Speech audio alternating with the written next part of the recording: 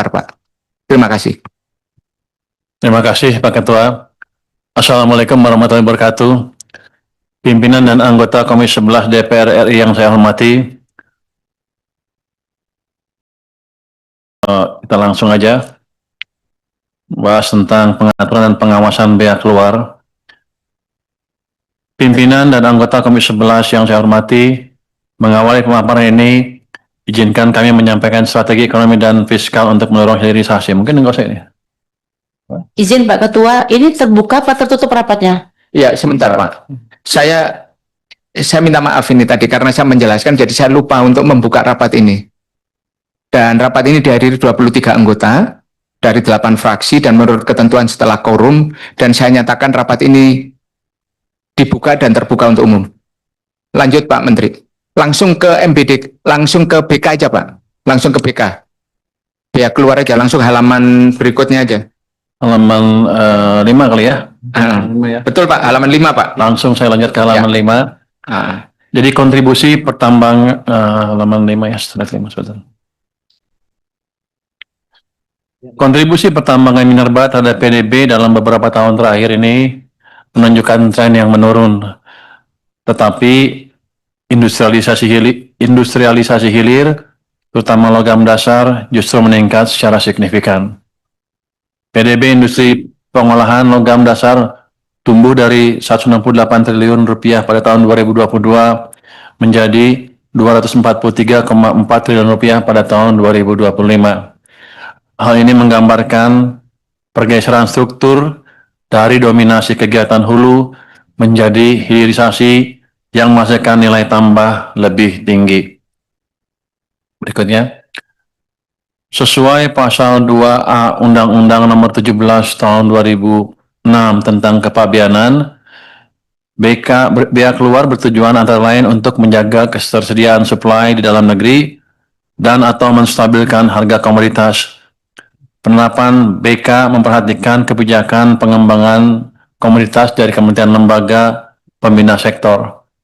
Selain itu, penerapan BK juga memperkuat ruang fiskal APBN. Saat ini, BK diterapkan pada komoditas mineral maupun non-mineral.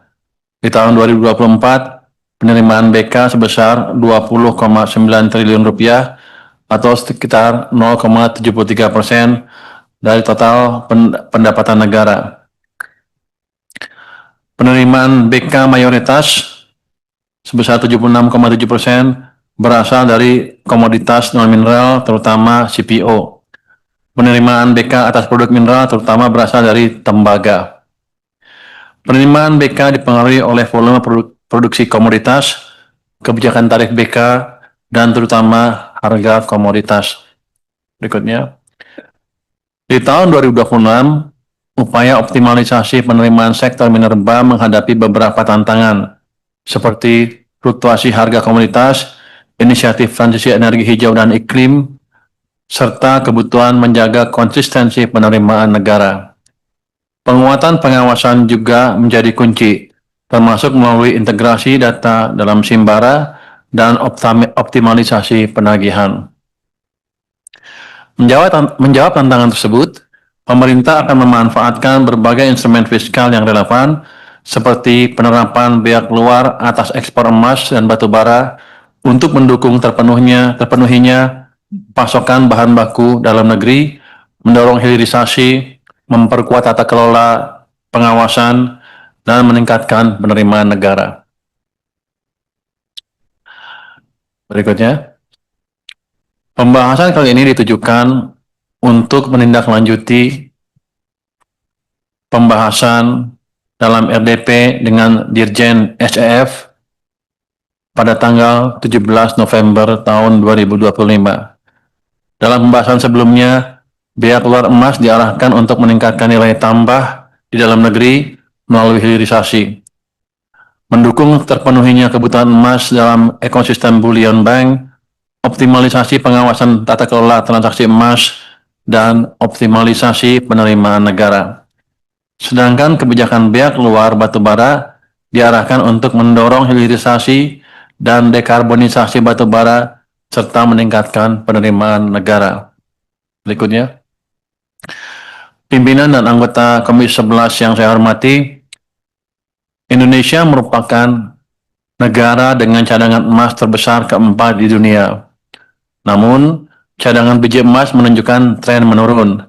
Pada saat yang sama, harga emas global menunjukkan tren meningkat tajam mencapai 4.076,6 dolar per ons pada bulan November tahun 2025. Sejalan dengan prioritas pengembangan ekosistem bullion bank Indonesia, kebutuhan pasokan emas di domestik meningkat.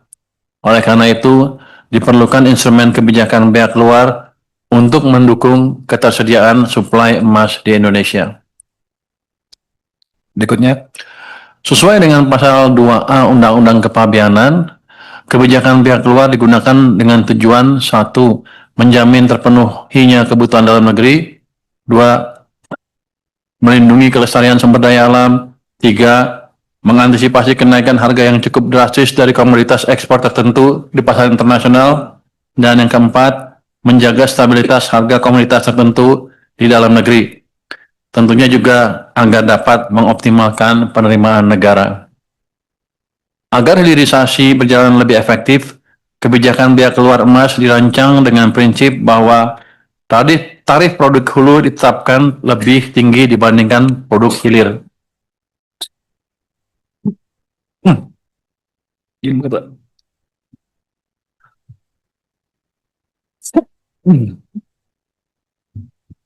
Pelan-pelan, Pak.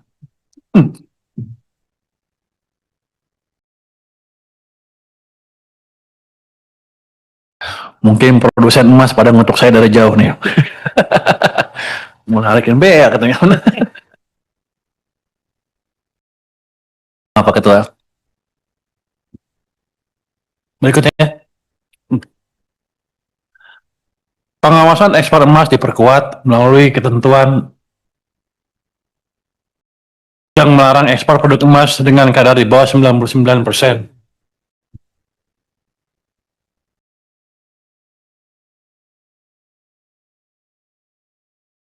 Bawahnya kuat juga mereka. Calm down, Pak.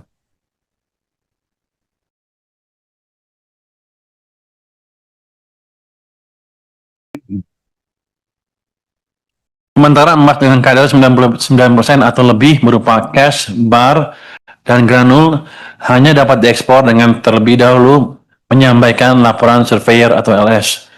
Pengaturan ini bertujuan memastikan bahwa setiap pengiriman emas telah diverifikasi kadar dan kesesuaiannya sebelum diekspor.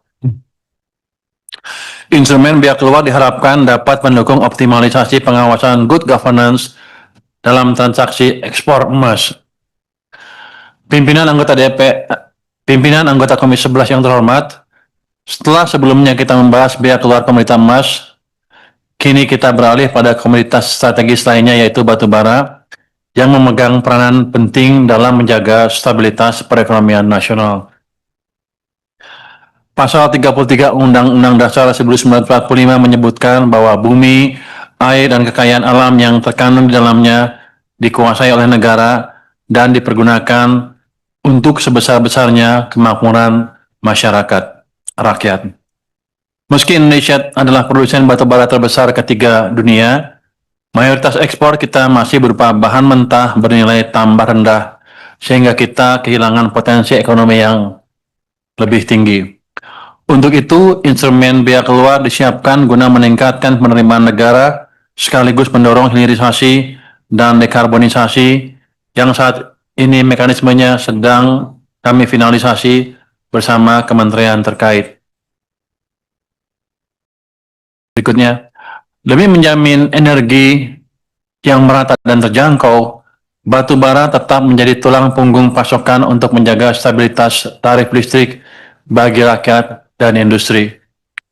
Pemerintah tetap berkomitmen mendorong transisi menuju energi yang lebih bersih, namun dilakukan secara bertahap, berkeadilan, dan sustainable. Pendekatan ini sangat penting agar upaya penurunan emisi tetap berjalan, tetapi tidak mengganggu ketahanan energi nasional. Berikutnya, batu bara tidak hanya berperan sebagai sumber energi, tetapi memiliki potensi besar untuk mendukung hilirisasi industri nasional. Beberapa negara seperti China dan India telah memanfaatkan batu bara untuk menghasilkan berbagai produk turunan yang bernilai tambah lebih tinggi. Dengan potensi tersebut, batu bara menjadi salah satu komoditas strategis yang dapat memperkuat struktur industri nasional. Pendekatan ini juga sejalan dengan upaya dekarbonisasi, di mana pemanfaatan batu bara diarahkan melalui pemanfaatan teknologi dan proses yang lebih efisien, serta menghasilkan emisi yang lebih rendah. Berikutnya, perkembangan harga batu bara acuan atau HBA menunjukkan tren penurunan yang cukup tajam sejak pertengahan tahun 2023. Pada 2025, HBA diperkirakan berada di kisaran $111 per ton, jauh lebih rendah dibandingkan periode puncaknya. Sementara proyeksi tahun 2026 menunjukkan bahwa harga kemungkinan bergerak pada kisaran 95 sampai dengan $100 per ton. Next. Pimpinan dan anggota Komisi 11 yang saya hormati, setelah kita membahas usulan biaya keluar untuk batu bara sebagai instrumen untuk menjaga ketahanan energi dan penerimaan negara, penting untuk memastikan bahwa kebijakan ini berjalan efektif melalui pengawasan yang kuat di lapangan. Karena itu, kita beralih pada aspek pengawasan ekspor atas komoditas yang dikenakan bea keluar. Dalam ketentuan kepabeanan, eksportir menghitung bea keluar secara self-assessment dan menyampaikan pemberitahuannya dalam dokumen ekspor. Pemeriksaan fisik maupun uji laboratoris dilakukan secara selektif berdasarkan manajemen risiko. Sementara itu, eksportir berstatus AEO mendapat pemeriksaan minimal sesuai prinsip trade facilitation. Next. Pengawasan terhadap ekspor komoditas bea keluar dilakukan secara menyeluruh, baik secara fisik maupun administratif, untuk memastikan seluruh ketentuan dipenuhi.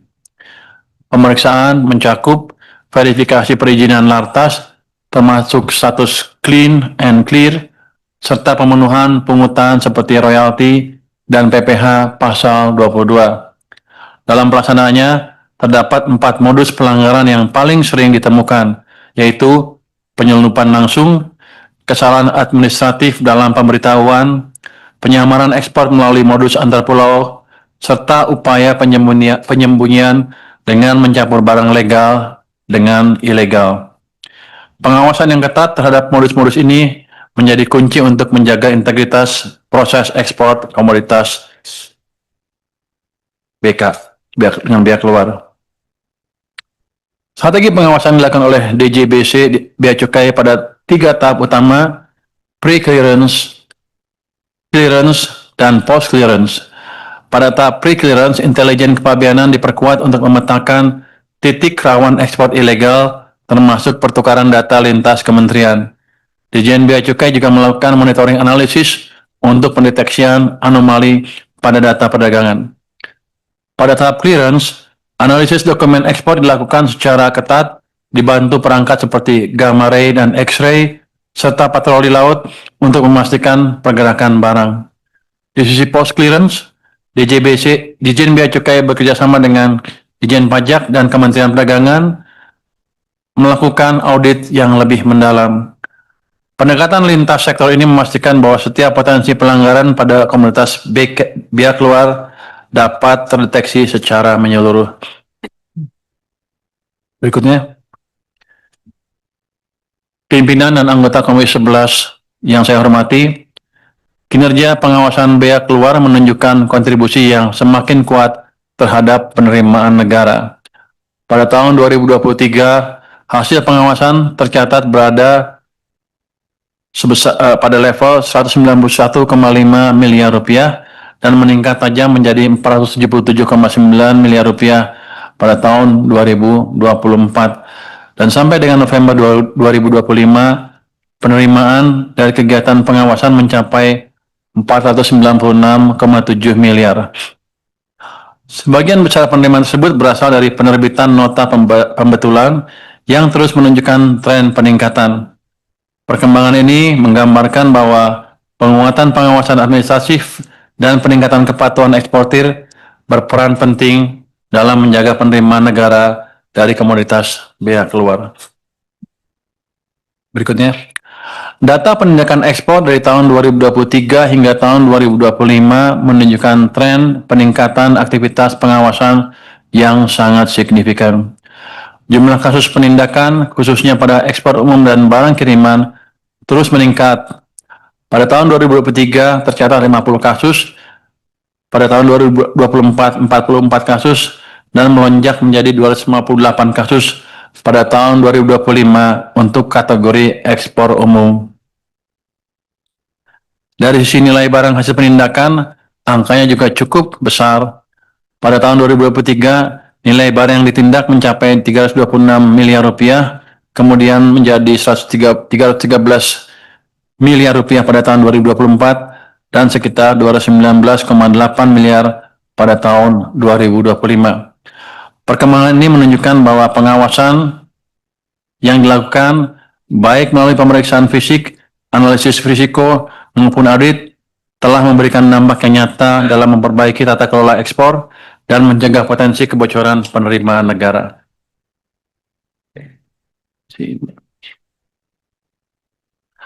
Pimpinan dan anggota Komisi 11 yang saya hormati, demikian pemaparan kami terkait pengaturan pengawasan bea keluar emas dan batu bara. Kami berharap melalui upaya bersama dan dukungan Komisi 11 yang selama ini sangat konstruktif, kebijakan bea keluar serta pengawasannya dapat berjalan semakin efektif, memberikan perlindungan bagi kepentingan nasional, dan menghasilkan manfaat yang optimal bagi perekonomian. Terima kasih atas perhatian dan kerjasamanya. Wassalamualaikum warahmatullahi wabarakatuh. Warahmatullahi wabarakatuh. Ini supaya rapatnya cepat.